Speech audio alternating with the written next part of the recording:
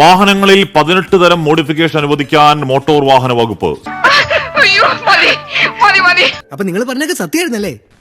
അതിന്റെ ഗുണം കാണാനുണ്ടായിരുന്നു. വാഹന പ്രേമികളൊക്കെ വല്ലാണ്ട് ഒരു ആവേശത്തിലായിരുന്നു. കാരണം ഈ മോഡിഫിക്കേഷനുമായി ബന്ധപ്പെട്ടുള്ള വിവരങ്ങളൊക്കെ വരുമ്പോഴത്തേക്ക് നമ്മൾക്ക് അനുകൂലമായിട്ട് വിവരങ്ങൾ ഉണ്ടാകും, ഇനി ഒരു പൊളി പൊളിക്കാന്നൊക്കെ വിചാരിച്ചിരിക്കുന്നവർക്ക് കുറച്ചൊരു നിരാശ തന്നെയാണ് ഉണ്ടായത്. അങ്ങനെ പറഞ്ഞാൽ എങ്ങനെ ശരിയാവുന്നേ? ഇപ്പോ സംഗതിയുടെ ഫോർമാറ്റ് ഇത്തിരി കടുപ്പത്തിലാണ്. കാരണം വാഹനം മോടി പിടിപ്പിക്കുന്നതിൽ വമ്പൻ ഇളവുകളൊക്കെ പ്രതീക്ഷിച്ച യുവത്വത്തെ നിരാശരാക്കിയിട്ടുണ്ട് സർക്കാർ.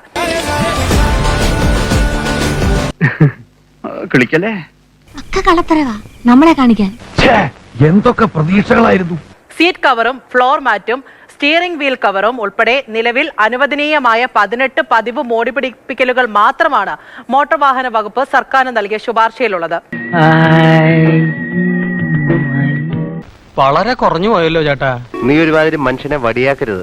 വിഷം വാങ്ങിക്കാൻ പോലും ഇവിടെ കാശ് തകരുന്നില്ല. പട്ടികയിലുള്ളതല്ലാത്ത മറ്റ് മോഡിഫിക്കേഷനുകളെല്ലാം നിയമപ്രശ്നങ്ങൾ ഉണ്ടാക്കുമെന്നാണ് MVDയുടെ കണ്ടെത്തൽ. അവനത് വെറുതെ പറഞ്ഞതല്ല. കേട്ടല്ലോ. ഇനി എന്തെങ്കിലും മൊഴിയാനുണ്ടോ? ചെയ്യുന്നത് തമ്മാടിത്തരാണെന്ന് ഓർക്കണം. ഞാനെന്ത് ഇവിടെ സമ്മതിക്കുന്നില്ല. പിന്നെ ആര് ഇവര്? പട്ടികയിലുള്ള 90% മോഡിഫിക്കേഷനുകളും നിലവിലുള്ളത് തന്നെയാണ് എന്ന് കരുതി സാക്ഷ്യസതാണെന്ന് തോറ്റ് പിന്മാറുന്ന പ്രശ്നമേ ഇല്ല. നിങ്ങൾ ഇതൊക്കെ പറയും, ഞാൻ എങ്ങനെ വിശ്വസിക്കും? ഓ, നിന്നെ വിശ്വസിപ്പിക്കാൻ വേണ്ടി പറയുന്നതല്ല. ഞാൻ ഇടപെട്ട ഒരു കേസ് ആദ്യമായിട്ടാണ് ഇങ്ങനെ സംഭവിക്കുന്നത്. എന്താ വിശ്വാസമാണല്ലേ? നിങ്ങൾ ആദ്യം ചെയ്ത് കാണിക്കുക, എന്നിട്ട് നമ്മൾ വിശ്വസിക്കാം. മോട്ടോർ വാഹന വകുപ്പ് തയ്യാറാക്കിയ വാഹന മോഡിഫിക്കേഷൻ പട്ടികയ്ക്കെതിരെ വ്യാപക വിമർശനവും പരിഹാസവുമാണ് ഉയർന്നത്. പട്ടികയിലുള്ള ഭൂരിഭാഗവും നിലവിൽ അനുവദിച്ചിട്ടുള്ളത് എന്നാണ് വിമർശനം. ഒരു തമാശക്ക് വേണമെങ്കിൽ അങ്ങനെയും പറയാം. ആന കൊടുത്താലും ആശ കൊടുക്കരുതെന്നൊരു പഴഞ്ചൊല്ലുണ്ട് സാർ. ഇതോടെ മോഡിഫിക്കേഷൻ അനുവദിക്കുമെന്ന് പറഞ്ഞ് മുഖ്യമന്ത്രി VD സതീശൻ യുവാക്കളെ പറ്റിച്ചു എന്നാണ് ആക്ഷേപം.